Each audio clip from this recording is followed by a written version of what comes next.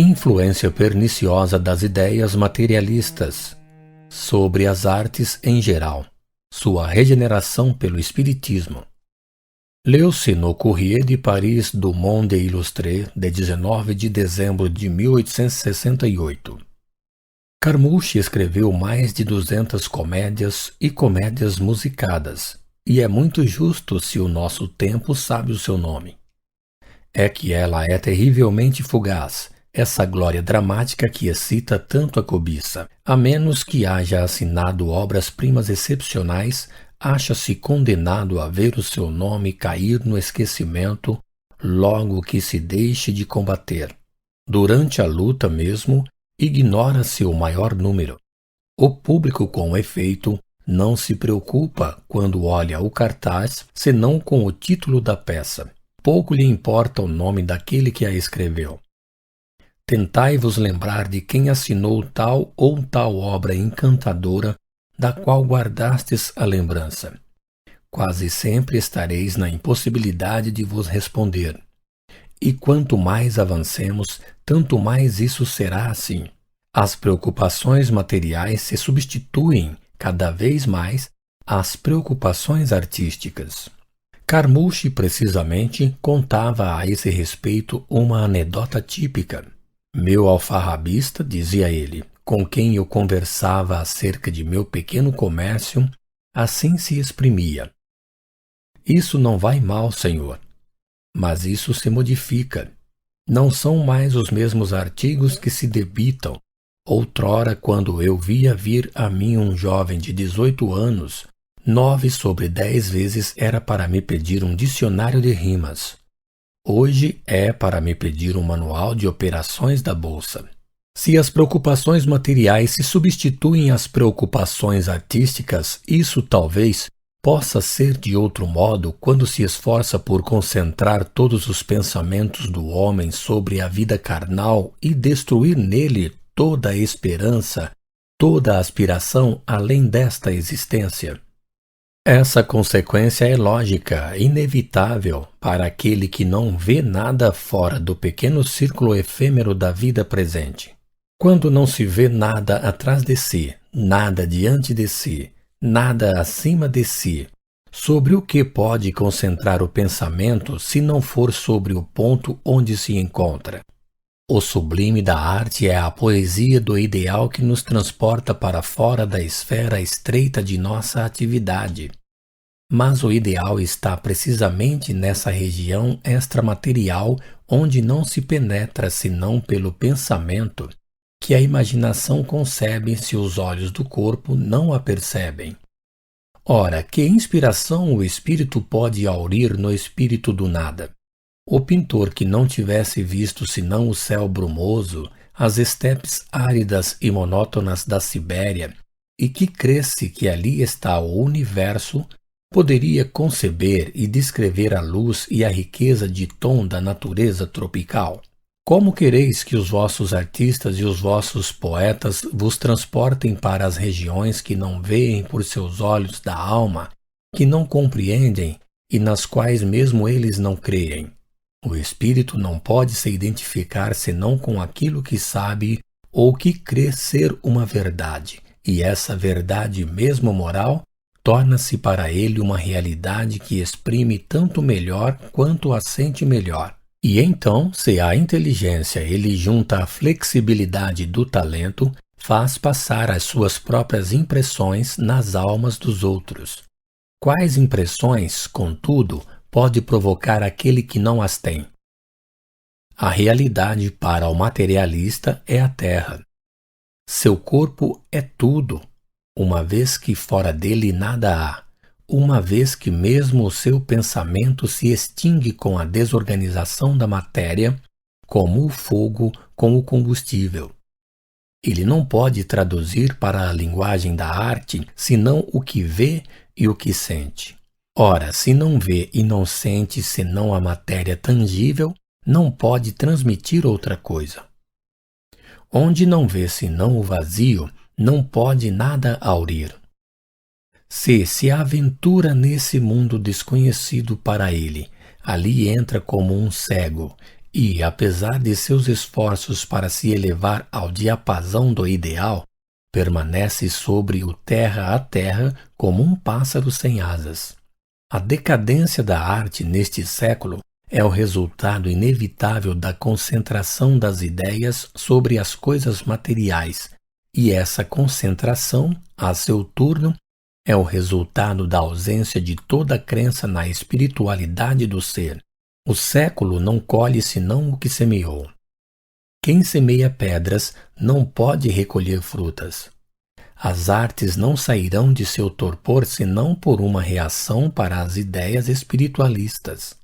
E como o pintor, o poeta, o literato, o músico poderiam ligar seu nome a obras duráveis quando, para a maioria, não creem eles mesmos no futuro de seus trabalhos? Quando não percebem que a lei do progresso, essa força invisível que arrasta atrás de si os universos sobre os caminhos do infinito, lhes pede mais que pálidas cópias de criações magistrais dos artistas do tempo passado. Lembra-se dos Fídias, dos Apeles, dos Rafaéis, dos Miguéis Ângelos, faróis luminosos que se destacam na obscuridade dos séculos decorridos como brilhantes estrelas no meio de profundas trevas. Mas quem pensa anotar o clarão de uma lâmpada lutando contra o brilhante sol de um belo dia de verão?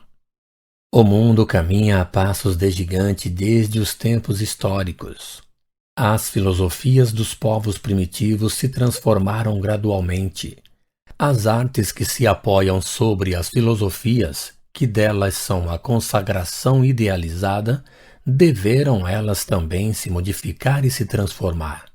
É matematicamente exato dizer que, sem crença, as artes não têm vitalidade possível e que toda transformação filosófica conduz necessariamente a uma transformação artística paralela. Em todas as épocas de transformações, as artes periclitam porque a crença sobre a qual se apoiam não é mais suficiente para as aspirações aumentadas da humanidade, e que os princípios novos, não sendo ainda adotados de maneira definitiva pela grande maioria dos homens, os artistas não ousam explorar, senão hesitantes, a mina desconhecida que se abre sobre os seus passos. Durante as épocas primitivas, em que os homens não conheciam senão a vida material, onde a filosofia divinizava a natureza, a arte procurou, antes de tudo, a perfeição da forma. A beleza corpórea era, então, a primeira das qualidades.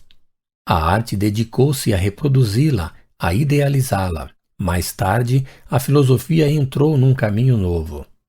Os homens, progredindo, reconheceram acima da matéria uma força criadora e organizadora, recompensando os bons, punindo os maus, fazendo da caridade uma lei, um mundo novo. Um mundo moral se edifica sobre as ruínas do antigo mundo. Dessa transformação nasceu uma arte nova, que fez palpitar a alma sob a forma e acrescentou à perfeição plástica a expressão de sentimentos desconhecidos dos antigos. O pensamento viveu sob a matéria. Ele, porém, revestiu as formas severas da filosofia cuja arte inspirava.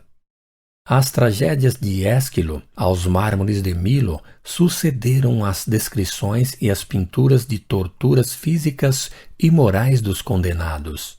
A arte se eleva, reveste um caráter grandioso e sublime, mas sombrio ainda.